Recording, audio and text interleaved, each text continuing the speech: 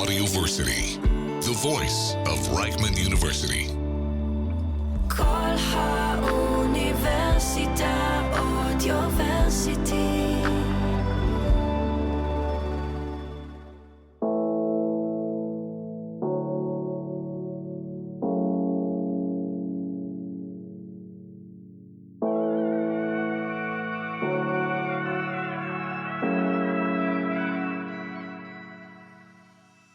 Welcome to Raw, a podcast where we confront the complexities of war from the inside out.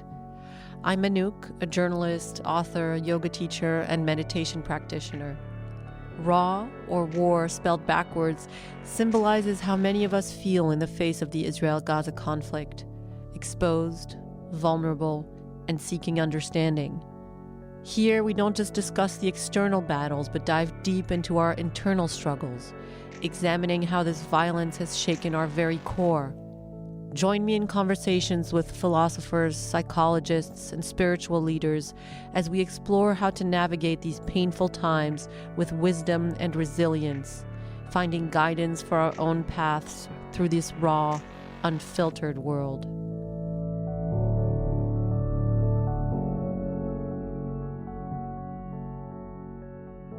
My guest today is Gidon Lev, a Czechoslovakian-born Israeli dairy farmer and Holocaust survivor who became a TikTok and Instagram star with touching reels that address the Holocaust, anti-Semitism, and his life in northern Israel with his partner Julie. Born in 1935, Gidon was interned at the Nazi ghetto of Theresienstadt between the ages of 6 and 10. After losing 26 members of his family in the Holocaust, Gidon eventually moved to Israel, served in the Six-Day War, and went on to have 6 children. A remarkable octogenarian who refuses to be defined by a tragic and traumatic past, Gidon shares important lessons about tolerance and hope.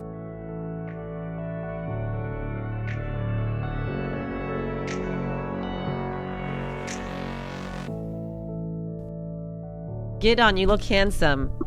Oh, God, thank you. An old man, that's all.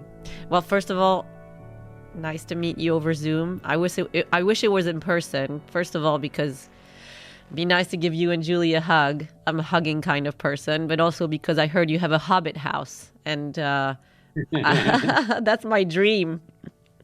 Yeah, I also like hugging. Yeah, you also like hugging? Yeah. Yes, absolutely.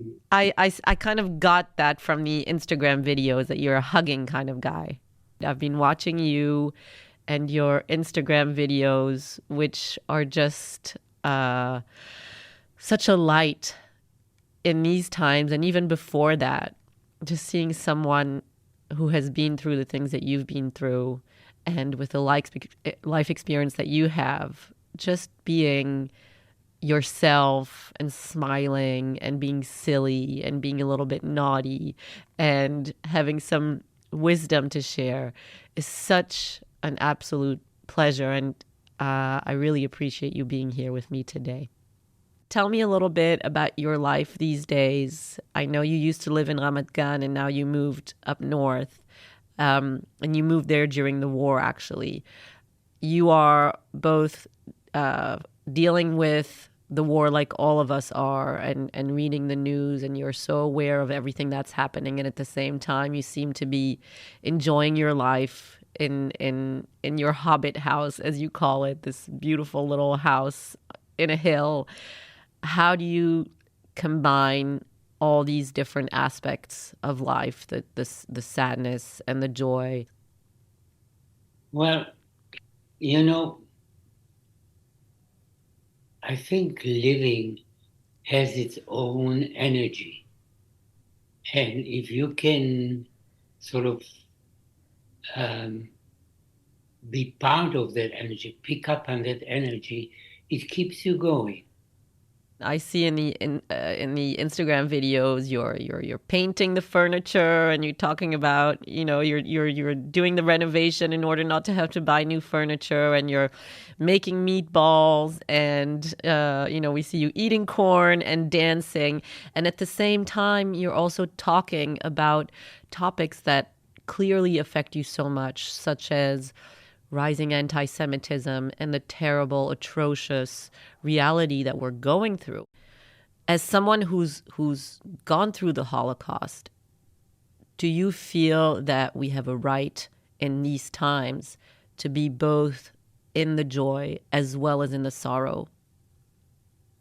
Oh, absolutely. It's not always easy. I say this absolutely, but the fact is, if I would have a son or daughter or grandson or granddaughter in Hamas captivity, I'm not sure I would know how to handle it. I really don't.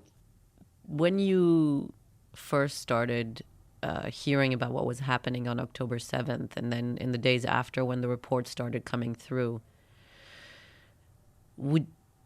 did it bring back feelings, connections of the Holocaust? Much. I said to Julie and a couple of other people, this is something that the Germans did. They didn't do it exactly the same. They did it differently, but they did it just as brutally. But for a long time, as many survivors witnessed, we couldn't even think or talk about the past. We just came back from a visit to Poland. I realized something that I had not thought of before. Poland, for me and for my family, is a total graveyard without a grave to go to. I lost, out of 26 or more family members, 23 I lost in Poland itself. And there's no grave. Their bones, their blood, their teeth, their nails are somewhere in the earth of Poland, in some fields, in some forest. And it is so horrendous thinking of it that I will never go back to Poland again. And I understand now why some inner feeling must have prevented me from going before. In Auschwitz itself, I lost my father. My father lived till 10 days before the Russian army freed Auschwitz. The Germans retreated from Auschwitz, and they took whatever men or women could walk at the Austrian with them. And I guess my father did, and they took him. Had he stayed in Auschwitz 10 more days, he might have survived. The first time you went through barbarity and, not equating it, but the first time you went through horrors was as a 6-year-old. You were in the Holocaust between the ages of 6 and 10. How is your internal life dealing with it now as opposed to when you were a child? Since I was a little boy, I hardly knew what was happening, Things happened. I can recall to you, for example, a time when we were living in Prague, right near the center of the town, and there was a little park there with a playground. And my grandpa, who was living with my mother and my father and my grandmother, used to take me to this little park, and there were swings there and slides and all kinds of other things for kids to do. And I would run to one of the swings that was in the form of a canoe and climb in, and my grandpa would push me, and I was, happy child, 4 years old, 5 years old. And then one day we come there, and he says, comes running after me, says, no, 999, you can't go here. They don't allow us. 4.5, 5 years old. Could I understand what was happening, that I was a Jew? I knew I was a Jew, but I wasn't a religious Jew. I wasn't an observant Jew, but yeah, okay, so I'm Jewish. Why am I being punished? And he took me out from the canoe and held me, and I, with my little fist, I was punching him and crying. And he said, look, over there, you see the sign? It says, Juden verboten, which means Jews not allowed. And did I really understand what that meant? Between you and me, I don't think so. The fact was, though, that I wasn't allowed anymore to go to this park and play. Jews were at that point not allowed to use public places, spaces, parks, gyms, pools, even public benches on sidewalks in the center of the city. If you're a Jew, you weren't allowed to sit on it. So there are so many different ways that they made us feel less than human, isolating, discriminating, separating, humiliating. When you think about the people now who will have been either kidnapped and prisoner of Hamas in unthinkable circumstances, and those who will come back, what messages could you share with them from your life experience and the beautiful life that you have had? What messages of hope would you want to share with them? I would say, well, guys, I survived also. Different, maybe not as bad as you, maybe worse something, but I survived. I'm here, and I raised a family, and I have 15 grandkids and 2 great-granddaughters and 6 kids, and we all have a pretty good life. Not perfect, because there is no such thing, but living life, creating things, building things, doing things. You can too, because otherwise you give in to them. You give them a double victory. Not only did they hurt you in a way that you can never forgive them, but they're destroying you. And you don't want to be destroyed. You want to live. You fought in the 6-Day War. You built your life in Israel. You have many kids and grandkids. What does Israel represent for you as a person, as a Holocaust survivor, as a father, grandfather, and as someone who fights against anti-Semitism?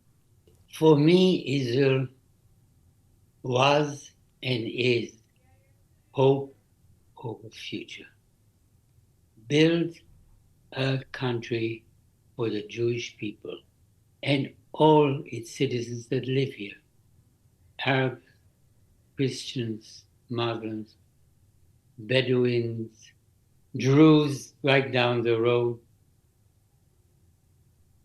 It can be a wonderful country. It is in many ways already that. I'm not a great supporter of Bibi Netanyahu. For months before the October 7th attack, I was going every Saturday on demonstrations against him.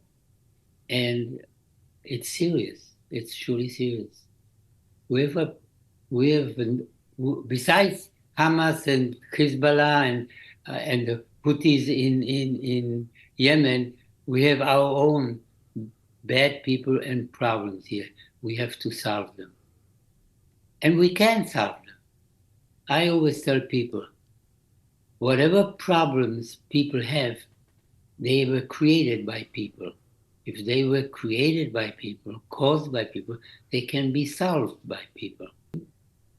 I was and I am happy with all the problems and with all the challenges that we have here, and we have plenty of them, maybe too many.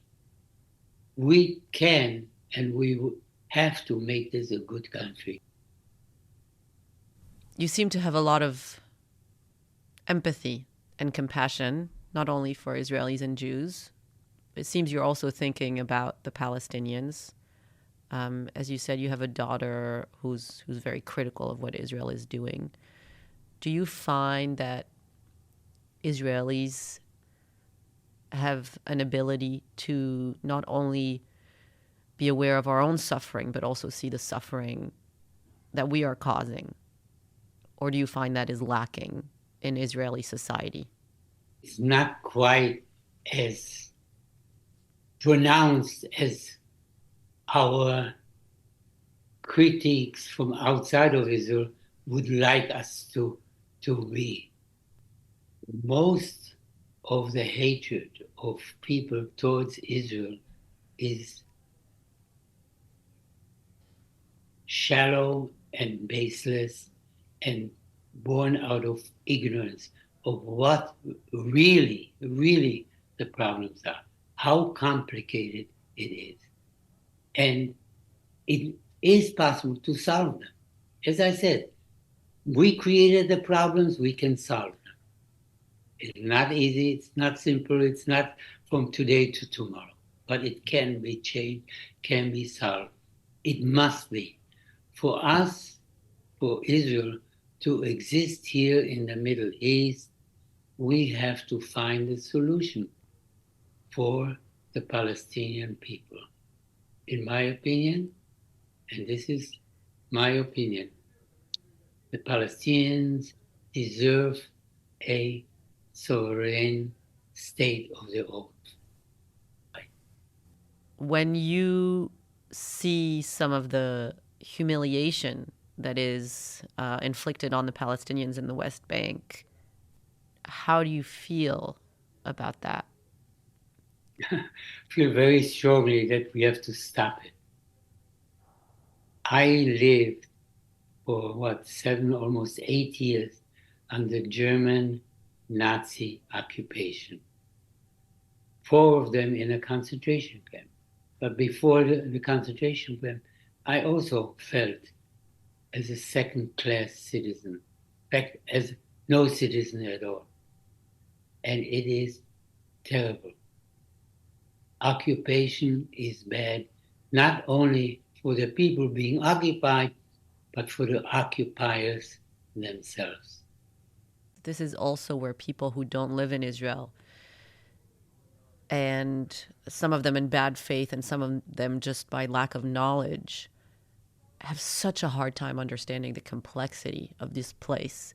You just went from talking about how atrocious it is that people equate the genocide of the Jews in World War II with what's happening in Gaza. And you explained very clearly how you think the two have nothing to do with one another and how hard it is to fight in Gaza against Hamas, which is embedded in a civilian population.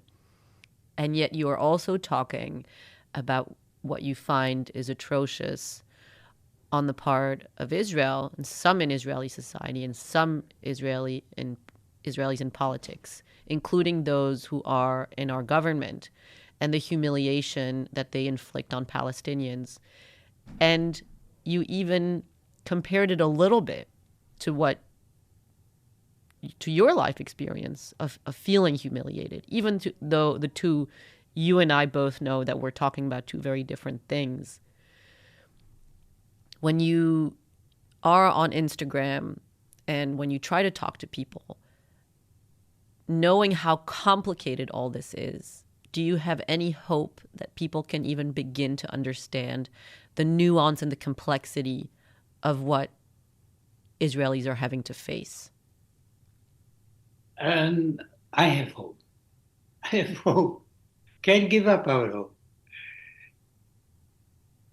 It is possible to educate people. Ignorance is an enemy to us all. Any place and every place.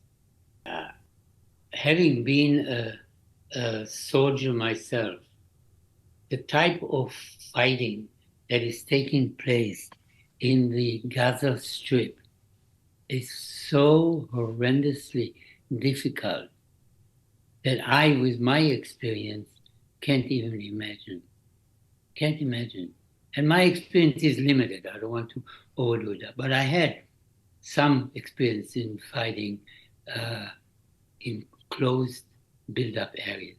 It is really the hardest that any army has to fight.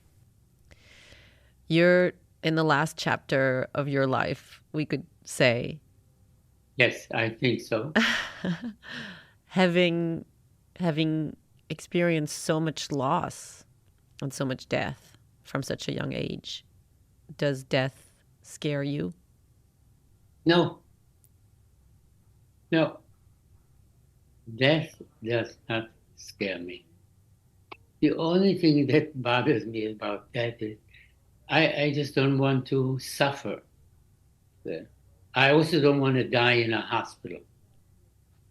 I want to die at home in my bed. But I realize that I will at some point die. My body tells me, my body shows me. My son came here this last weekend. He said, "Dad, have you stopped eating?" I said, "No, I'm afraid I haven't stopped eating, but yeah, I lost a couple of kilos, but that's age." What are some of the things that bring you the most joy? Hope that the world can be a better place, and that as long as I'm here, I'll try my best to make it there.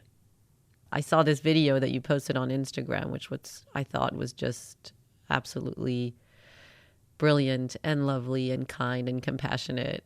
There's this text overlay. We see you with your smile saying to anti-Semites, "I see you." And you kind of show with your fingers that you see them.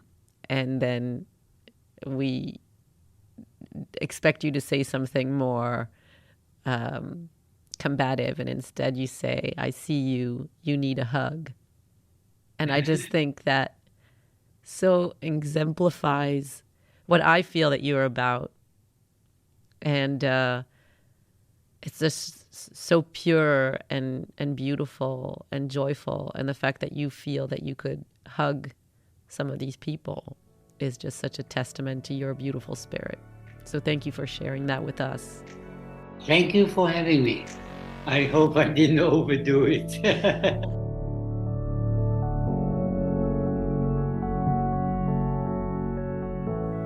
Thank you for listening. This has been Raw. To listen to more of our episodes, you can find us on Spotify, Apple Podcasts, or wherever you find your podcasts. I'm Anouk Glory. Goodbye.